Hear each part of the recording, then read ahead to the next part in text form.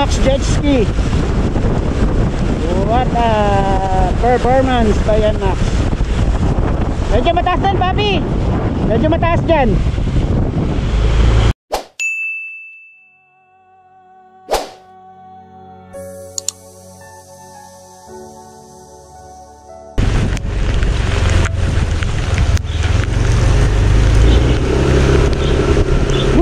Grabe, daming sinira dito ni Ulysses. Mga sanga ng puno, ng bagsakan. Grabe.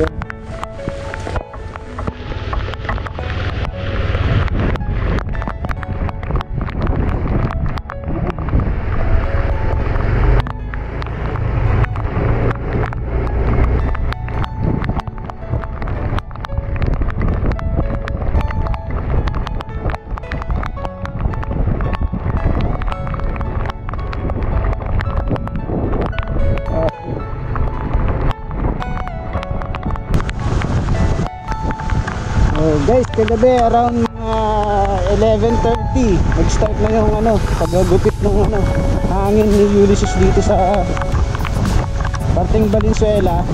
At isang puno na to rito sa may Simolina humilig na at malapit ng bumuwal. Actually nakasandal na lang siya sa poste, sa awat ng kuryente. So medyo delikado na yun. Dito may tubig na sa part na to, naipon. Woo! Grabe.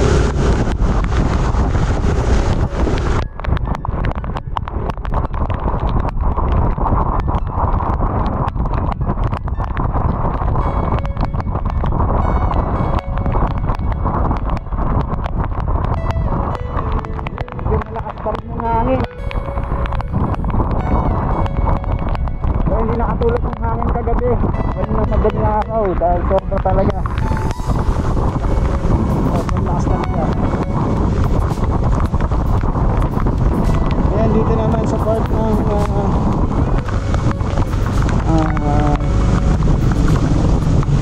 former settler area dito sa Simolina. Ayan at ng mga motor nandito na sa kalsada kasi din sa loob at baha na dun. Ayan, gawin din sa loob na baha na. Yung mga motor nandito na, inangalan nila dito sa taas ng kalsada.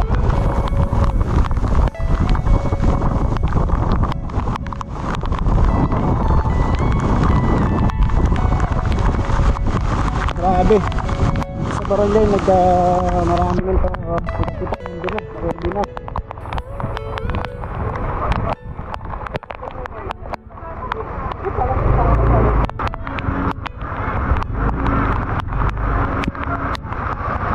Dito ako sa kapatid ko sa palengke, ito pwesto nila. Susunduin ko yung mga pamangkin ko. Susi, kotse. Mataas na tubig sa bahay? Mataas na?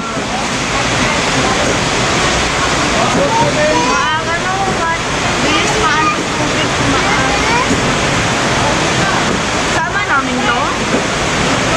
Ano ba? Sama namin? Oo. Maiwan nyo yan. So yan, kakatid ko lang dun sa mga pamangking ko. Gamit tong si Bios, si Blue. Andyan pa rin, naka lang Blue, pahinga ka lang dyan. Grabe guys, sobrang lakas talaga nung bagyong Ulysses. Ang daming puno, mga bahay, bubong na nilipad. Ngayon sisilip tayo dun sa ilang part dito na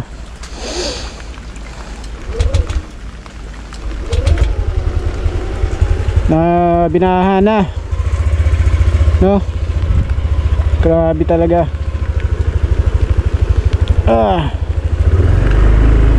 Ayan natin. Dyan muna blue. Dios, orange. Alis muna ako. Ayun oh, grabe oh. Maraming pinalipad na sanga, pinatumbang puno. Ayan, pinatumbang paso. Ayan, ito sa may sementeryo. Grabe oh, sobra.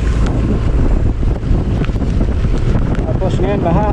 Madaling araw, sobrang lakas ng hangin. Tapos ngayon baha naman yung ano, yung nananalasa dahil sa tuloy-tuloy na pagulan. So ngayon silipin natin yung MacArthur Highway at itong part ng ano, ng T. Santiago Street na boundary ng Vientariales at Barangay Lingunan. Isa rin to sa madalas bahain. Dito na ako sa may side ng Meralco mga papi. Yan o, yung pader na yero isa pinadapa na.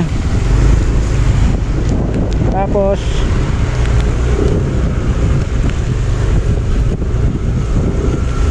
ito yung kalsada ng T. Santiago Street na boundary ng Lingunan at Valenzuela ay wala na, lubog na sa tubig, baha, dahil gawa ng dalawang ilog yung magkasunod na madadaanan dyan, parehas nang umapaw.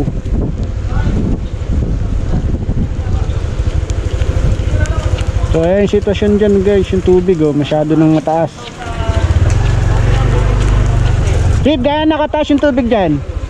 Diyan, mababa pa yun dyan, pero pag lumusong tayo so may gawing Lingunan, dibdib na. Ayan guys, dibdib na yung tubig doon sa dulo. So hindi na talaga madadaanan dito. Yung naglalakad na nga doon, mababaw lang sa bunga pag sa buko kasi gawa nung ano, migit na gawa ng dito mababaw-babaw pa. Pagdating doon, malalim na. dikit na loob eh. Kaya pa kaya? So ingat lang lagi. So yung truck di na rin kaya yan. Dito lang sa Lingunan. Ayun o, kawawa naman o. Naku, pumilit. Diyos ko. 2020 model 2020. Dalawang ilog kasi yan eh, magkasunod di ba? Dalawang tulay. Kaso may diferensya. Mapaw na. Kaya nga. So ayan yung sitwasyon dito guys oh. Sige mga sir, ingat kayo dyan. Sige tayo, balik.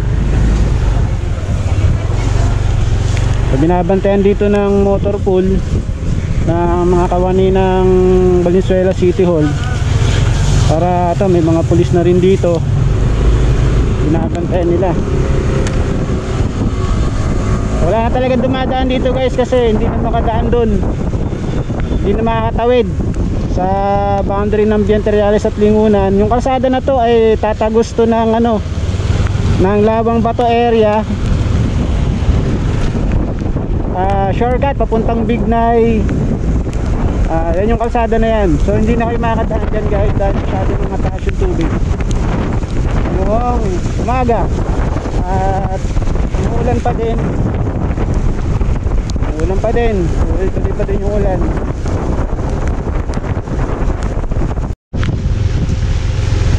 So dito na ako guys sa may patawid ng MacArthur Highway. Walang birthday ngayon, baha. Ayan o. Gilid mo muna, may Ay, mas malaki. mas malaki.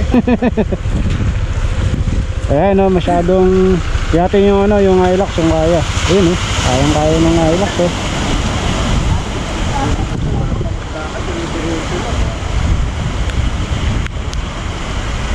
Kalahati ng gulong ng Hilux.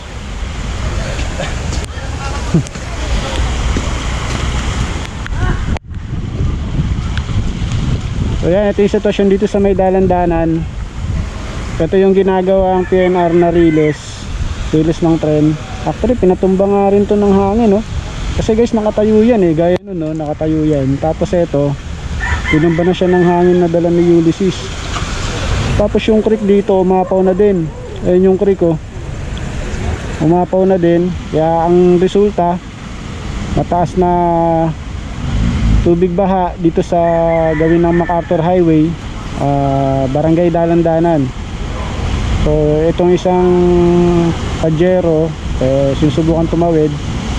Kaya naman, lalo ng mga SUV, kayang-kaya pa naman ng mga SUV na makatawid guys. So yung adventure na kotse na yan, medyo halos kalahati ng gulong niya yung lubog at tubig baha. So mga di pa naman naabot ng tuhod, so kaya pa naman to ng motor. Yan, tulad ng XRM na yan, makatawid pa siya dahil mataas naman yung spark plug nyan. Meralco, yan, katawid pa yan.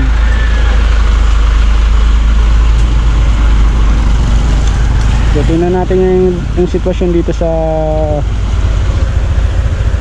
gawing side ng boundary ng Malanday at Dalandanan, kung gaano kalalim yung tubig. Tapos time out na tayo guys dahil malulobat ako.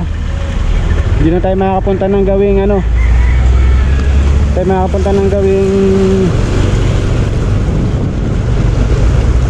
gawing Balubaran dahil masyado ng lobat na ako.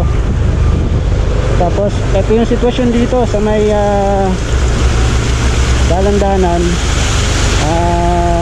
May tubig na sa MacArthur Highway. Ayan, nakikita nyo guys. Passable pa naman siya sa mga ilang medyo matataas na sasakyan. Pero I think baka kailangan ko nang bumalik. Oh. Ayan, ito yung sitwasyon natin dito guys. So babalik na ako. Pinagbantaan na ako rito. So ayan, malalim na dyan. So ibang mga motor dito, ibang mga motor ayan, maano na, tinutulak na lang nila yung kanilang mga motor kasi pag pinandar pa nila titirik na yan. Ingat, ingat. Ayan, susubukan ni Papa Pius, na Mio.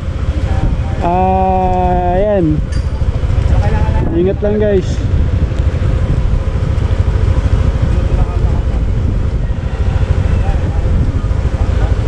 Ayan, oh. So halos marami na yung bumubuelta kasi hindi na nga kayang tumawid.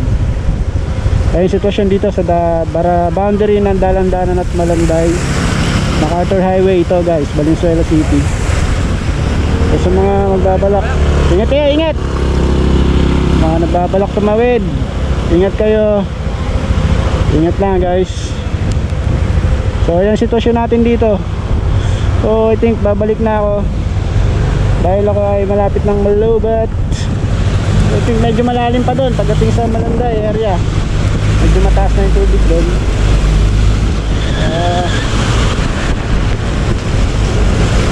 NMAX jet ski. What a performance by NMAX. Medyo mataas din, papi. Medyo mataas dyan. Oh, mataas sir, medyo mataas. Maganda, tulak mo na lang sir. Patayin mo, tas tulak. Yan po, sa gitna. Malalim-lalim dyan. Ingat sir, ingat.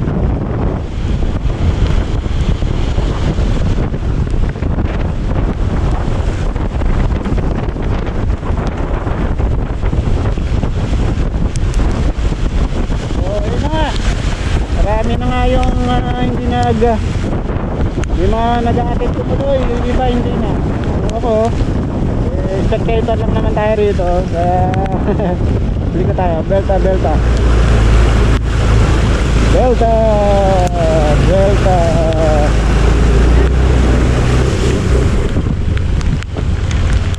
kaya pa.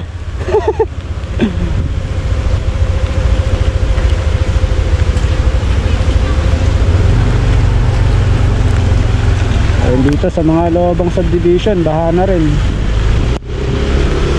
So guys, ingat kayo. So yun lang muna, i-update natin dito sa Valenzuela ngayong umaga. Grabe. Hindi na rin ako pumasok sa baba kasi wala naman talaga makakapasok pag hindi po nakatira sa site na to. dahil karamihan ng mga dadaanan natin ay bahana, hindi na passable sa mga light vehicle, sa mga motor. Ayan, tulad ng bios na yan, bumuelta na siya dahil siguradong titirik siya doon. Ayun grabe. Yun na guys, ingat kayo, stay safe. Kung wala namang gagawing importante sa labas, huwag na kayong lumabas ng bahay.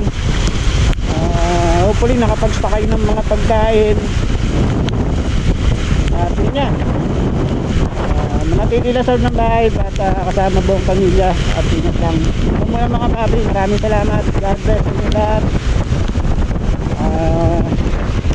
Like and subscribe para updated pa kayo sa mga video natin.